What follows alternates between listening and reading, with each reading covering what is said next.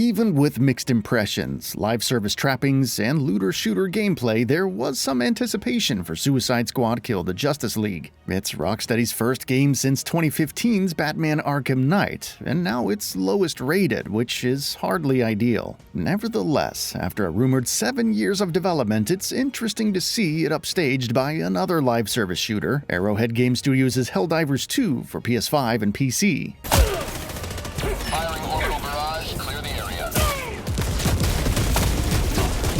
Helldivers 1 is a top-down shooter, but the developer handled the transition to third-person very well. As such, despite various issues and controversy surrounding its anti-cheat in Protect Game Guard, Helldivers 2 is touted as an example of live service done right, and a great shooter on top of this. It's also been in development for about 8 years, so seeing Arrowhead maintain its vision over such a long period and deliver a solid title is worth noting. Helldivers is nearing 200,000 peak concurrent players on Steam, not to mention 360,000 concurrent players on both platforms. Meanwhile, Suicide Squad Kill the Justice League peaked at 13,459 concurrent on Steam. So what sets the two apart? How is Helldivers 2 doing so well, despite so many other live service titles, Suicide Squad included, failing to gain ground? The gameplay is perhaps worth discussing the most. Suicide Squad Kill the Justice League is a looter shooter with a heavy emphasis on movement, which also informs the level design and boss fights. You'll spend most of the time bouncing across rooftops, staying off of the streets and taking high ground. The bosses are horrible for other reasons, as others have thoroughly documented. However, if you get used to the movement, it's possible to zip around effortlessly in Metropolis, chaining together wall runs, leaps, dashes, and grapples. However, as nice as the city looks, the cityscape has little impact on the gameplay, whether it's sunny or raining. By comparison, Helldivers 2 is more boots on the ground and tactical. You can sprint, crouch, crawl, and dive, and while there is a decent amount of deformation through the environments, elevation does play some part. It's limited to scaling up surfaces, though you won't be climbing mountains, using the jetpack for some added verticality on a hefty cooldown, or dropping into a higher point. Perhaps the most important thing to note is that the high ground won't necessarily save you, since many Terminids can crawl or jump up to your position and knock you off. Similarly, the automatons have enough firepower to dislodge you. In many cases, it's ideal to seek cover or stay on the move. Furthermore, the environments actually play a part in combat. Outside of discovering Helldiver equipment on the field, there are unexploded hell bombs to shoot to wipe out scores of enemies, or yourself. Jungles affect sightlines, while some foliage and barbed wire can slow movement. Visiting a hot planet will affect your weapons, and vice versa on a cold planet. You'll even see your character sliding a bit on the ice. There's also effects like fog, which can heavily obscure your vision and even affect the minimap, making drops much more perilous. Both titles are fundamentally unique in how they handle movement, and their environments facilitate those differently, though Helldivers 2 is superior, considering the latter affect your gameplay. However, the combat in both is where the really stark differences come into play. Since Suicide Squad Kill the Justice League is a looter shooter, it has to homogenize the gunplay across the board. Harley Quinn yields a minigun as efficiently as King Shark, and Captain Boomerang is as good with a sniper rifle as Deadshot. The talents set them apart, though the amount to damage increases, perks on reloading, damage reduction, ability cooldowns, traversal resources, and whatnot. Many of the weapons also feel similar. Sure, a black mask pistol fires differently from a sharp shot, but several auto rifles, SMGs, sniper rifles, and even shotguns feel fundamentally the same to fire. Character abilities amount to different kinds of effects when triggering a squad ultimate, which slows everything around you regardless of the character chosen. Traversal attacks, which is essentially an enemy clearing skill, to be fair, King Shark's does feel distinct. And suicide strikes for massive single target damage. Their melee attacks are somewhat unique, but again, there are two options: melee from slightly farther off with Deadshot and Captain Boomerang, or up close with Harley and King Shark. Grenades offer some interesting afflictions and effects like slow-mo, otherwise it's down to the loot and talents to change how a character plays. Elements like shield harvesting, counter shots, affliction strikes, and juggle kills mix up the general gameplay, but it's still a lot of mindless shooting. Helldivers 2 doesn't have loot, though you will have variants on weapons like the Liberator that provide more armor piercing and explosive rounds, or the Breaker with its incendiary rounds or faster fire rate. Because the title aims for a more realistic feel, the steady shots of the Liberator explosive will feel different from the weapon sway and recoil of the regular version. Similarly, a machine gun is stronger and more unwieldy, requiring you to stop and reload it, while the Stalwart is faster and can be reloaded while moving but deals less damage. It sounds simple, but you need to adjust your playstyle around these weapons, whether it's fleeing while firing behind you with SMGs or crouching down for maximum machine gun efficiency. Of course, there are other nuances, like faster reloads when a single bullet remains in the chamber, or losing ammo when you reload a full magazine. Even if some weapons are better than others, your core loadout is focused heavily on stratagems. They could technically classify as abilities while also impacting what weapons to use on the battlefield. There are specialized loadouts, like Eagle Strikes, some of which are fantastic at dealing massive amounts of explosive damage but need the time to rearm after a select number of uses. Turrets, which fire autonomously and range from mortar launches to chain guns, and calling down support weapons like the recoilless rifle, railgun, anti-material rifle, and more.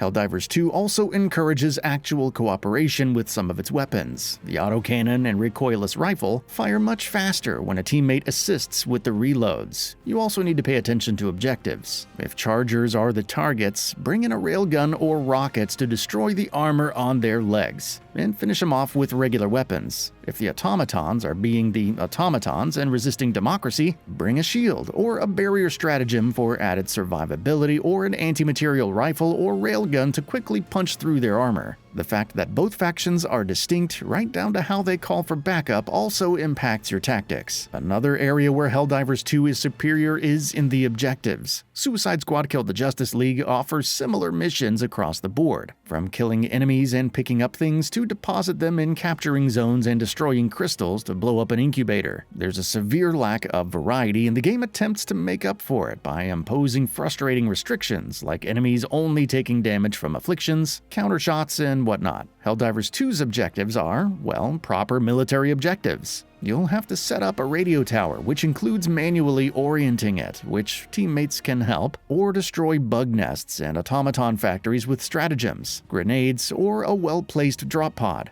There's an SEAF artillery gun to load, which can actually be used during the mission, or a hell bomb to arm for destroying a rogue laboratory, or even a rogue broadcast to shut down, which can be done by interacting with the console or chucking a rocket at it. There are some typical objectives, like planting Super Earth's flags in distinct locations, delivering a drive to a data relay, which restricts you to a sidearm, meaning everyone else needs to protect you, and slaying hordes of enemies, but they're interspersed between everything else. Also, for a looter shooter that's supposed to have an endgame, Suicide Squad has you repeating the same objective and mission types from the base game. Some modifiers are added to make a difference, like increasing enemy health and damage, or causing them to evolve, and you can earn better loot, which is also very limited despite it having 3 tiers. If you're sick of collecting and depositing things or defending ivy plants, then it's not for you. There's also a rematch against the final boss, who is one of the worst bosses ever created. Helldivers 2,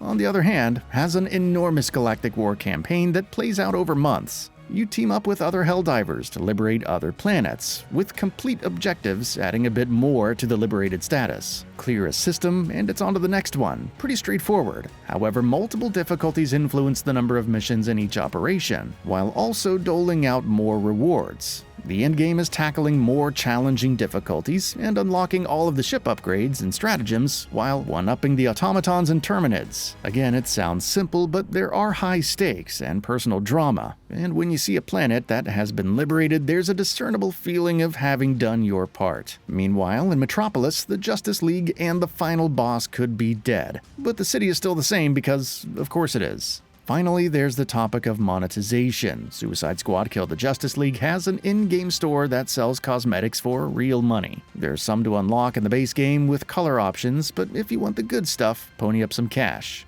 Even a single recolor costs more than $5.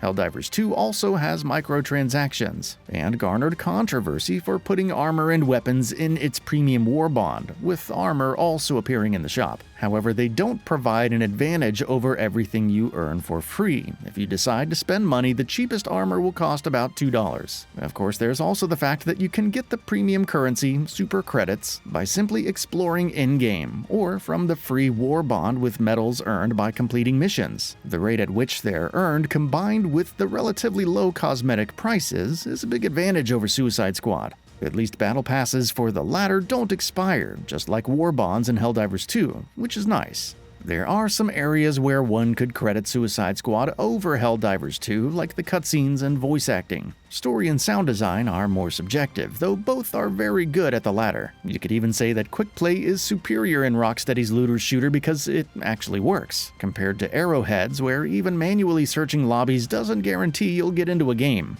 Plus, Suicide Squad will add an offline option at some point, whereas Helldivers 2 isn't planning for the same and doesn't scale well when solo. However, Helldivers 2 wins, simply by virtue of presenting a compelling live service game that feels alive and contextualizes your actions against the in-game narrative. Even when it comes to the gameplay, it just feels better, with more options and variety. I care about my teammates when they're not there as much as I fear them when avoiding friendly fire and danger close eagle strikes. I couldn't care less about my AI teammates in Suicide Squad until it comes time to level them because XP isn't shared. But that means grinding out talent points to make them effective. Also, why would I level up the other heroes when the basic gameplay loop is the same? Both titles have a ways to go in adding new content and quality of life features. As it stands, Helldivers 2 presents a stronger base and universe in that players are willing to spend long hours without fleecing them for their money. If nothing else, it's $39.99 compared to Suicide Squad's $69.99.